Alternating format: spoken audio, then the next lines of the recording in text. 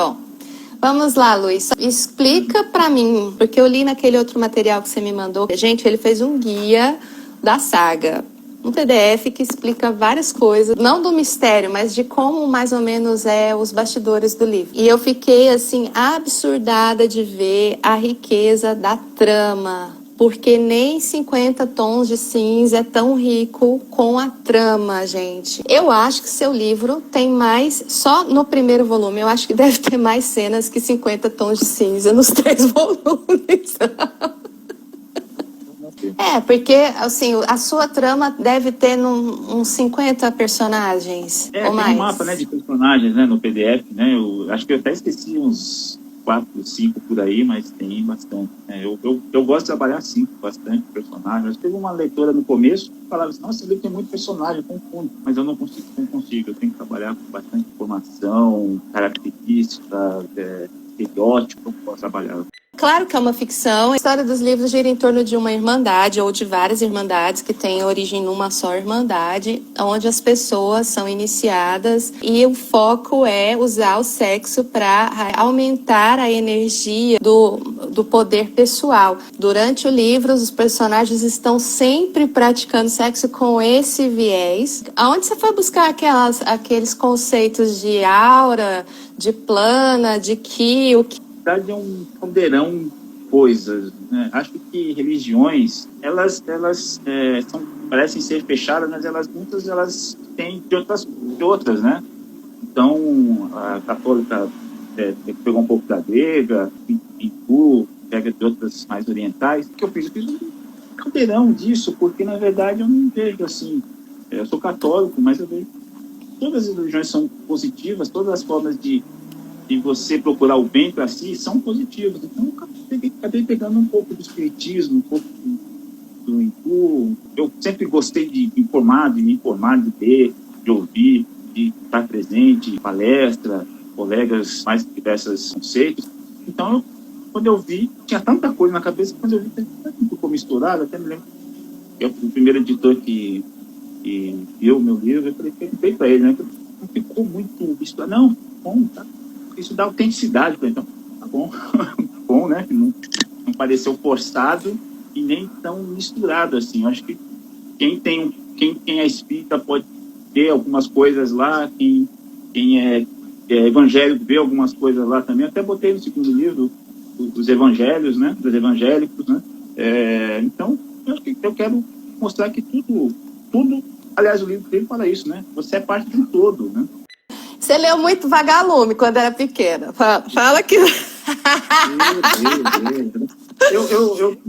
Eu comecei escrevendo enquanto juvenil, né? Mas eu nunca terminava, eu parava muito cedo, não chegava no enredo correto e escrevia muito enquanto juvenil. Até parei, eu falei, não, parei. Mas eles me alimentaram bastante, Marcos Rey, João Carlos Marinho, essa turma toda aí, do moleque... Está sempre acelerado, né? A gente lê, está sempre em movimento. Onde eu acho esse livro, gente? Já quero ler. Fala aí, Luiz, onde que eu acho o livro? Então, é que eu não sou do meio literário, né? Eu sou arquiteto, eu estava num momento de transição da minha profissão, né? Morava em Recife, e eu não conhecia, eu estava escrevendo, eu escrevia escrever, e quando eu vi, não, isso aqui dá para fazer um livro, e quando eu vi era um livro, então eu caí no meio literário. Então eu ainda não sabia editar, não sabia colocar numa livraria, ainda não sei por isso, né? Ainda não sei colocar numa livraria. Eu acabo eu mesmo tendo que fazer tudo, distribuir, vender, eu que faço aqui todos os cuidados especiais da entrega, e acabei fazendo tudo isso. Eu espero um dia, com o tempo, eu assuma mais esse conhecimento dessa área para envolver mais, trazer mais leitores, né? Eu até queria falar um pouquinho sobre o seu processo criativo, que eu vi lá naquele material que você me mandou, do guia, falando que você começou a escrever esse livro quando você estava terminando um relacionamento, morando em Recife, fazendo um projeto de uma usina, enfim. Eu falei, gente, a gente fica esperando a vida inteira o momento certo para escrever um livro, né? E você, no meio do furacão, então, começou a fazer essa história. Então, escrever, eu sempre gostei de escrever. Sempre gostei, tive minha fase de poesia, tive minha fase de Eu ainda acho que ainda vou escrever livros infantis um dia, eu acho que tem alguma coisa ainda de contos infantis ainda. Mas eu acho que essa história ela surgiu porque eu não esperava nada. Eu escrevi, foi um momento assim, desabafo, né? Eu estava numa situação bem positiva na vida pessoal, e eu sentei na frente do computador, e exatamente como está o primeiro capítulo ali, eu fui escrevendo como se fosse um desabafo. Quando eu vi, eu falei, mas eu coloquei uma irmandade aqui, saiu, coloquei energia no cheque, não sei o quê, falei, não é coisa maluca. Eu já escrevia coisas malucas assim, mas eu achei interessante, o negócio dava continuidade, eu falei, é isso. Aí eu fiz um blog e falei, vou deixar aqui. Naquele tempo, o trânsito pela internet era mais fácil, agora parece que está muito fechado, né? Então, pessoas acessavam o blog ali, e liam e davam uns comentários. Eu vou continuar escrevendo, e foi aí que acontece aquela cena no quarto dele, né? E parou. Não tem como, sem escrever nada. Aí eu falei, não, peraí, colocar alguma coisa que gere um movimento. Aí foi aí que entrou a Raíza. E pode ver, ela aparece do nada naquele livro lá, né? Ela aparece do nada, uma situação também desconfortável para ela lá, e eu vi, falei, não, é isso. Ela precisava... E os personagens foram aparecendo, eles foram chegando, porque chegava no momento que eu ficava uma semana sem escrever, outra coisa, aí vinha aquele personagem, aí aparecia a Mila, aí aparecia, né, a Nina, aí vinha aquele... Aí quando eu vi que eles estavam todos lá, aí o livro saiu. Praticamente, a partir da segunda... São 4 tomos, né? Como fala? 4 volumes. Isso, eu divido isso. Então, quando ele vai para depressão, êxtase, quando ele termina o êxtase, aí para mim já tinha virado um livro mesmo. Aí foi aí que eu falei, agora isso aqui é um livro e eu vou levar a sério como um livro. Apesar que já estava meio a sério antes, né? Mas agora eu vou levar para fazer um livro de verdade. Aí quando eu fui estruturar, aí que eu não tinha feito estrutura nenhuma ainda dele, aí que eu comecei a estruturar, ver onde é que o enredo ia, onde é que o enredo fechava, onde é que isso podia estar aberto sem dar problema, né? Porque tem muitas coisas abertas no primeiro livro. Mas como é que isso... Aí eu fechei, aí que eu comecei a escrever ele levando a sério mesmo. O bom é que as primeiras partes, sem querer, foram sérias também. E realmente deu abertura para todo esse universo, né? O Obsessivos é um universo mesmo. Tanto que eu consegui escrever o segundo livro que passa antes, né? O segundo livro passa antes e fecha no começo do primeiro. Então, eu gostei muito. Eu sei. Eu acho que é porque isso aconteceu porque eu errei muito. Eu escrevi muita coisa errada. Então, o medo de errar de novo também me ajudou a construir um estilo de escrita, construir estereótipos de personagens envolventes, fechar as histórias, os enredos. Então, acho que o medo de ter errado tanto acho que me fez acertar isso daqui. E você tava com saudade de São Paulo, então, né? Porque eu vejo muito isso, assim, gente, como ele detalha São Paulo. Eu tive uma coisa muito boa na minha vida, na juventude. Eu não tinha carro. Então, eu andava na cidade a pé, andava de ônibus, sabe? Então, eu andava muito no centro da cidade, percorria muitos lugares. E eu me sentia muito livre, até 20 anos, assim. Eu me sentia muito livre andando na cidade de São Paulo, né? Diziam que era perigoso, mas eu me sentia bem andando no centro. Não tinha tanta Vila Madalena na época, mas depois fui para a Vila Madalena, né? Depois, hoje eu moro na Zona Norte de São Paulo. Então, tudo isso foi fechando, mas graças a não ter carro. Sabe? Sair com um amigo, encontrar com os amigos, tudo isso, andar muito de ônibus, né? Então, isso ajudou a ver a cidade por ela mesma, né? Estar dentro da cidade, de sentir ela. Então, eu gosto, eu tenho a cidade na minha cabeça mesmo, com ela como personagem. Tem até uma pergunta da Cama Redonda aqui, falando que qual personagem que você se identifica é o Gabriel, que é o mocinho da história. Então, todas aquelas máquinas do Gabriel, né, aquele carrão, aquela motoca dele, era para compensar esses anos de ônibus. Acho que por por não ter, eu valorizo os desejos de querer, né? Então, eu acho que se eu tivesse carro, se eu tivesse carrões, se eu tivesse dinheiro, se eu tivesse... Talvez eu não desse muito valor e conseguisse escrever com esse... dessa forma, como uma história, né? Eu acho que foi isso também.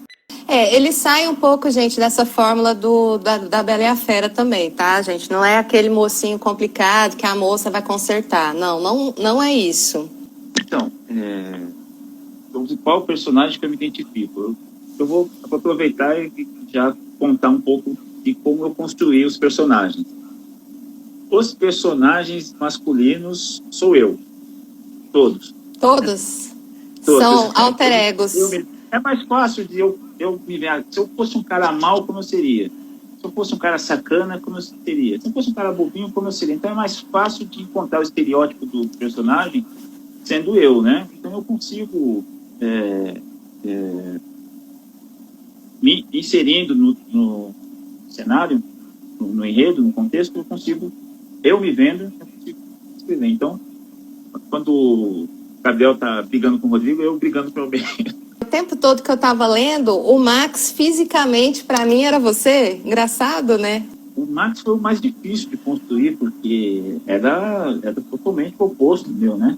O Max é o vilão, gente. O Max é o mais difícil porque ele é totalmente o oposto, meu. Ele é poderoso. O terceiro livro vai contar a história dele. Então, foi um esforço mesmo, e eu tive até medo de não ter sido tão particular, assim, algo que um leitor conseguisse ver algo particular dele, né? Não uma coisa tão efêmera, um personagem, um vilão por ser vilão. Então, foi um personagem difícil mesmo, mas foi o mais legal de ter construído um cara que é um temor só pelo poder mesmo, né? O Gabriel é jogador de pôquer, por isso que ele tem dinheiro. Então ele não tem um dinheiro assim porque ele é um cara honesto, não. Aliás, todo mundo da Irmandade que tem dinheiro consegue dinheiro porque transa com muitas caças, que são as pessoas que têm a energia que eles procuram, e aí eles se tornam pessoas bem-sucedidas. Então tem um probleminha moral aí.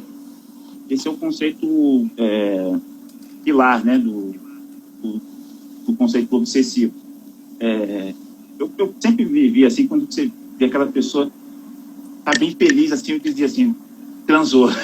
Então, por quê?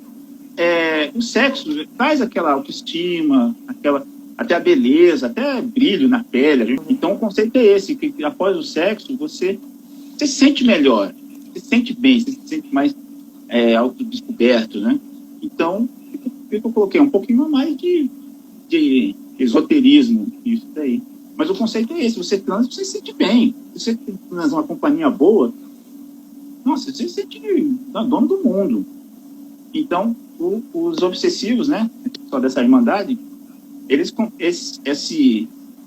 sentir-se bem é tão bem que eles conseguem obter coisas profissionalmente, emocionalmente, bem mais que os outros. Cama Redonda falou o seguinte, que ao ler os livros a gente também vai conhecer então os seus mais íntimos desejos e vontades, tudo aquilo que aconteceu também é inspirado um pouco nos seus desejos e vontades como pessoa? Pode ser, porque acontece que se eu ficar preso, se a história ficar presa só nos meus desejos e vontades, a história pode ficar um pouco, eu acho que fechada, né? Então eu aproveito para estudar mais. Se eu fosse uma outra pessoa, se eu fosse aquela pessoa, se eu estivesse nessa cidade, você vê que o segundo livro se passa, né, na República Tcheca, né? Sabe? É uma cidade que eu gostaria de ir. Então, Você não foi. E eu fiquei pensando nisso. Tem a cena do Taj Mahal também, que o pessoal se encontra lá, a cúpula master da Irmandade se encontra no Taj Mahal. 3 pessoas, gente, só. A cúpula máxima dessa história toda. E aí eu fiquei pensando, nossa, será que o Luiz foi nesses lugares, né? Porque no primeiro também tem a cena da Mila sendo massageada num bangalô, na beira da praia, em Miami e tal. Falei, nossa! Então pode ser o desejo, assim, mas só que eu me vejo, eu preciso estar incorporado. Vou até dizer, quando eu escrevo, eu até incorporo mesmo em personagem. Acho que é um pouquinho do teatro, né? Eu tenho que estar dentro do personagem para escrever o que ele sente e que aqueles fatos interferem nele, né? Então, sim, envolve um pouco de desejo, mas eu tenho que ir mais além. Eu tenho que pensar também no leitor, o que é o leitor, não é que o leitor quer ler, mas o que ele teria e se sentiria envolvido na leitura, né? Você já tem alguma comunidade assim na internet que fica investigando os enigmas que você construiu aí? Você construiu esses enigmas de propósito? Ou, sabe, tipo Game of Thrones? Eu posso dizer, eles vão acontecendo, é como uma vida mesmo, né? Você vai encontrando e aquilo ramifica. Não tem como escrever uma coisa em linha reta. Então, muitas coisas, logo no primeiro capítulo, já ramificou um monte de coisa. Eu falei, não, eu preciso fazer isso aí lá na frente, preciso fechar tudo isso. Algumas coisas ficam abertas. Então, quando eu vejo essas coisas que ficam abertas, são outros universos, outra forma paralela de ser contada a história, até com outro ponto de vista da mesma história. Então, não sei se isso foi intencional, mas é a minha forma de escrever, porque não existe eu não consigo escrever uma linha reta. Eu acho que o livro que você está falando, o 50 Tons de Cinzas, ele é assim, acontece só entre casal e ali... acontece e ramifica. Tem muita gente que fala assim, mas isso aqui você deixou em aberto. Tem, mas eu deixei em aberto porque ainda vou. Isso aqui está na minha cabeça ser uma coisa lá. Por exemplo, a menina que sai com o Max, que está sempre do lado dela, a história dela está sendo contada no próximo livro, esse que eu estou escrevendo aqui. Como escrever um romance erótico, então? Como eu conceituei minha forma de ver o livro erótico, né? Um ponto erótico, história erótica, ponto erótico, é que existem certos estereótipos, né? Que enxergam diferentes essa área, né? Então, ponto erótico feminino, um homem lê pode não se sentir muito bem, e também uma história erótica masculina não cai muito bem no gosto feminino, né? Então, esse é um problema que eu já pressentia, e o ideal para mim, ter uma mescla dos dois, né? Então, você tem que saber usar, em alguns momentos, tanto para o lado feminino quanto para o lado masculino. Então, você não pode focar só no seu jeito, não é o meu gosto que vai dar a qualidade do livro. Então, eu costumo ver bem um gosto feminino, um gosto masculino para escrever. E isso foi bem difícil, porque como tem 6 personagens, 3 mulheres, e eu precisava estar na mente feminina para escrever como se fossem elas. E eu não podia escrever como se fossem elas usando uma mente masculina. Personagens meninas lá, né? Uma uma idade mais avançada, uma bem jovem, outra já na meia idade, assim. Então, são personalidades diferentes de forma de ver um relacionamento, sexo, erotismo. Então, se você escrever está com a mente aberta. Eu não pude focar muito no primeiro livro, mas ainda há a questão homossexual também, né? Quando eu comecei a escrever, eu vi que o personagem ele era muito intenso. Eu tinha medo de as leitoras acharem machista o livro. Uhum. Mas era essa a minha intenção. É meio esquisito falar isso. Mas a intenção era que o personagem fosse muito machista, a mulher objetivada, né? Mas se eu enriquecesse os textos, isso poderia deixar que o leitor permitisse continuar lendo. Mas era essa a intenção. Tanto que a primeira parte é uma perversão, então já entrou pervertido mesmo, já começa assim. Então, o personagem é muito machista, objetiva muito a mulher, né? Então, isso foi intencional. Uma coisa que eu não pude envolver muito no primeiro livro é a parte de relacionamentos homossexuais. Eu também, eu sou hétero, mas o livro tem que também conter. Eu vi que não tinha personagens homossexuais no livro. Sim. Mas tem uma cena assim, agora você que esqueceu. Não, tem. Tem então, uma cena. Tem uma cena no hotel, no hotel não, na casa da festa do Rodrigo, né? Tem sim, Na festa. acontece com a personagem, eu sei.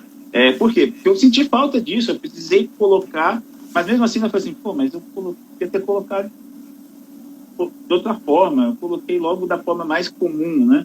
Mais um recurso que eu achei legal que você escreveu, que você usou, é que você alternou os modos de narrativa, né? Uma hora está em primeira pessoa, outra hora está em terceira pessoa, outra hora está na visão da Raiz, outra hora está na visão dele, do Gabriel, né? Então aí você pode brincar um pouco com isso, né? Mas eu achei legal porque deu uma dinâmica também no livro, porque às vezes você passa muito tempo na pele do personagem que é narrador, e eu acho que no seu livro, por ter essa polifonia, né, porque é irmandade e tal, isso é muito bacana, eu gostei, esse foi um recurso que eu achei diferente no seu livro. Ele retrata bem na situação que eu falei, né? Então, sobre recursos de escrita. Tá em primeira pessoa, porque eu sempre escrevi em primeira pessoa, assim. Era uma forma que eu achava sempre fácil de escrever, a forma de um ponto de vista direto. Então, o que acontece? Quando eu senti o primeiro bloqueio criativo, eu precisava colocar outro personagem. Mas se eu colocar outro personagem que está em outro lugar, em outra... eu não podia usar a visão que eu estou usando em primeira pessoa. O personagem entrou como uma janela, entrou assim, sabe? Quando vê, a pessoa vira a página, aí é um narrador, a gente não sabe quem é esse narrador, né? Tem gente que já me falou que acha que é a primeira pessoa, acho que é a primeira pessoa a Raíza, mas quando fala da Mila também é um narrador, quando fala da Nina é um narrador da Nina, e ele é bem, vamos dizer assim, bem imparcial. Ele sai da mente do Gabriel sempre em primeira pessoa, mas quando acontece essa cena, o Gabriel está em terceira. Então fica aquele negócio, um narrador está imparcial ali. Eu tinha medo de ser confuso, mas eu acho que isso deu um movimento para a história. A sensação de mistério, de ponto de vista, ponto de observador. Você falou assim, isso aí vai vir um filme. Eu escrevi, não que eu escrevi pensando em um filme, virar filme, mas eu escrevi pensando ser um filme. É uma cena, corta para outra, entra outro personagem. É verdade. Como é que acabou aquela cena? Aquela cena vai voltar só lá depois. Então, eu escrevi como se você estivesse vendo uma série, vendo um filme. Não que eu escrevi para ser um filme, mas que o leitor sentisse como se estivesse assistindo um filme. Não fosse uma linha reta. Não, ele quebra aqui, volta. Mas o que aconteceu lá? Tá? Então, tem situações que acontecem tudo em primeira pessoa com o Gabriel, e aí é explicado em terceira pessoa nos outros personagens. Foi um exercício, foi aquilo que eu falei. Eu já errei tanto, com medo de errar, eu me esforcei para dar qualidade para o trabalho, né? Como vi que muita gente gostou do meu modo de escrever, eu passo essa minha experiência. Acho que você tem que escrever confiante e com medo. Porque se você escrever só que você gosta, só vai ser para você. Agora, se você arriscar e ter medo, aí você vai procurar fazer coisa certa. Então, por exemplo, acho que por ser arquiteto, eu gosto de detalhar muito. Eu quero que a pessoa sinta em que ambiente que ele está, quais são as cores que estão lá, sabe? Sensações que uma página de livro não te dá. Mas você tem que dar o cheiro, tem que dar o som, tem que dar a cor, né? Quando você começa a delinear situações sensitivas, né? Isso passa sensações para o leitor. Eu vi um vídeo que, na verdade, ele conta que assim, é muito fácil hipnotizar a pessoa, né? Pensa num limão. Engraçado isso. Pensa num limão, né? Você cortou o limão. Agora pensa que você pegou o limão, agora está com ele na mão e com ele na boca. A sua boca não está começando a salivar agora? Verdade. Então, quando você escreve, essas sensações são coisas do leitor, ele vai entrar na cena. Mas isso eu vi agora, né, do limão. Mas quando eu vi, eu falei, não, eu fui pro lado certo. Mas faz muito sentido. Faz muito sentido, porque se você trabalha essa parte sensorial na narrativa, isso eu senti muito isso. Aí, quando eu fui ler, eu senti um prazer tão grande, porque tem gente que tem preguiça, né? Olha assim e fala, meu Deus, não. Só que aqui, você não vai ler isso tudo num dia só, né? Se você for ler, tipo, igual você vai fazendo seriado um dia, um pouco antes de dormir e tal, você entra naquela história, né? E aí eu fiquei absurdada com isso, porque você tem essa técnica de remeter mesmo às imagens. Então você está lendo a letra, mas você está imaginando a cena, o rosto dos personagens, o cheiro, porque você dá muitas referências, né? Se você não fosse dar tantas referências, esse livro seria talvez metade desse, mas talvez não seria interessante, não seria envolvente. Adorei a história do limão. E quando você vê, você é hipnotizado. Essa é a sensação que eu acho que eu quis colocar no meu livro sem querer, assim, agora eu percebo. Mas eu acho que por ser arquiteto, me preocupei bem com isso. Né? O segundo livro, lá, o investigador, né, está no centro da cidade. Pô, o centro da cidade de São Paulo pede, sabe? Eu tenho que mostrar, o leitor que não está em São Paulo, tem que entender que naquele lugar que ele está em São Paulo, pede, o cachorro tá com os ossos para fora, aquele lugar ruim, pedindo a mofo, e o cara tá lá. Eu quero passar essa sensação mesmo. Até no sexo mesmo, se você for ver, você tira a roupa e transa. Não, você tem que preencher mais as sensações antes disso acontecer, né? Então, eu me preocupei muito com isso. E aí, quando você me fala de como você teve esse impulso criativo para criar esse universo aí do Obsessivos, lembrei também de Hemingway, né? Que ele digitava, ele tinha os surtos dele, ele digitava não, né? Ele batia na máquina, que aquela época era máquina, em pé, né? Ele não sentava, era em pé. Ele ficava tão enlouquecido com a ideia que veio na cabeça dele que ele não sentava, ele batia a máquina em pé. Então, isso é uma verve de escritor nato. A minha dúvida é, se a pessoa nunca escreveu uma história, não tem muito costume de escrever, mas aí, tipo, ela quer desenvolver. Você acha que ela consegue desenvolver esse talento? Eu acho que sim, porque, na verdade, eu penso assim, a pessoa ela tem o estilo dela, é como autor, né? Vamos dizer assim, Van Gogh, na época do renascentismo, ele ia morrer, não sei se morreu pobre, mas ia ser reconhecido. Então, eu acho que é como pintura, você cria o seu estilo, sua forma de escrever, se você confia nela, você está escrevendo, você tem que... Só que assim, você vai enriquecendo, você vai melhorando, você vai desenvolvendo cada vez mais seu modo de escrever. Eu penso assim, escrever como está. Lógico que ela vai se basear por alguma obra já que ela tem como base, né? Mas ela vai criar o seu próprio estilo. Agora, pode ser que hoje esse estilo não seja muito reconhecido, mas lá na frente, se ela continuar desenvolvendo, aquela forma de escrever vai te dar condições de criar boas histórias. Eu imagino da mesma forma. Uma vez eu vi um documentário sobre Jorge Amado, ele tinha acabado de morrer, né, e tudo, e foram na casa dele, no lugar onde ele criava as obras, era cheio de post-it na parede, assim. Você faz isso também? Tipo assim, você vai organizando os personagens, as tramas, assim, na parede também? Na verdade, eu comecei a ter esse método agora, né? Então, eu tenho um jeito parecido com esse. Então, esse aqui é o próximo livro. Passa em 1982, então eu preciso estudar. Vai passar um romance do Concorde, vai passar... Né, naquele tempo tinha as top models, então tinha... Né, eu preciso trabalhar personagens, eu preciso trabalhar situações. Então, por exemplo...